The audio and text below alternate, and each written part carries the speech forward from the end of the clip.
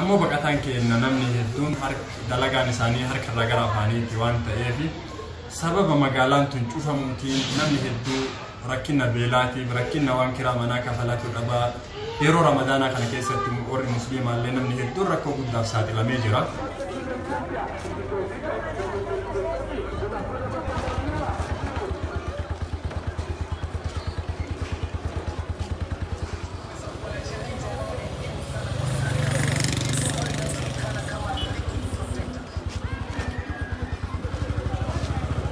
Gari fani polisni falle wariyani rakko ma kesi jira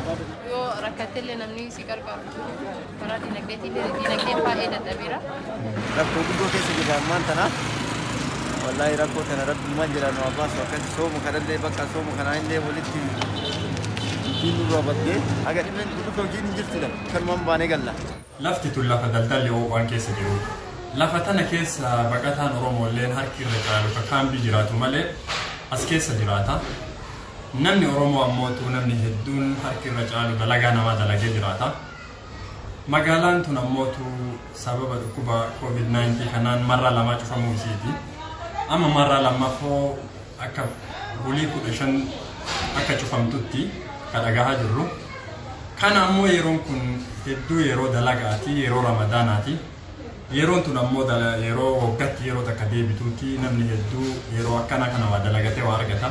gara kutaalee naannawa biraa irraa magaalaa Islii jedhamtu tana seenuun hin danda'amu yeroo ammaa. Yeroo ramadaanaa namni akka xiyyaa amma qoqqobaa jiraatu